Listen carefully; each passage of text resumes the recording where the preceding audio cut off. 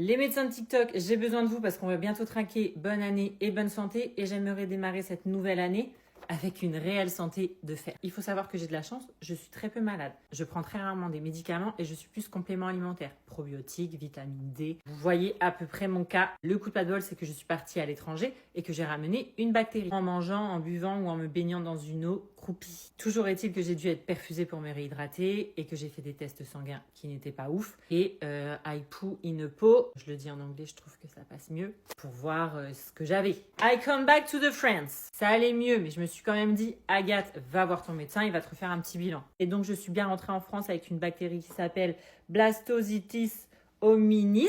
Et me voilà partie pour 10 jours de métronidazole. Je prends sérieusement mon traitement parce qu'habituellement, ça m'arrive de lâcher l'affaire très rapidement. Au bout de 2-3 jours de traitement, j'ai rapidement des douleurs articulaires. Ça commence par les poignets. Je me suis dit que dans un premier temps, j'avais une tendinite sûrement due au fait de travailler sur mon téléphone.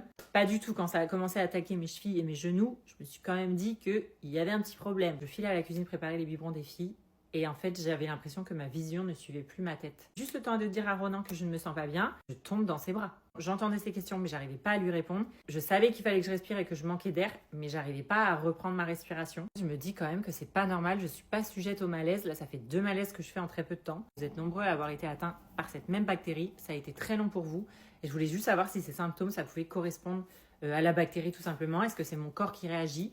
Est-ce que c'est mon état de fatigue dû à cette bactérie? Ou est-ce que c'est tout simplement les effets secondaires? J'ai refait une prise de sang ce matin, j'attends les résultats. J'aimerais juste pouvoir redémarrer cette année 2026 du bon pied.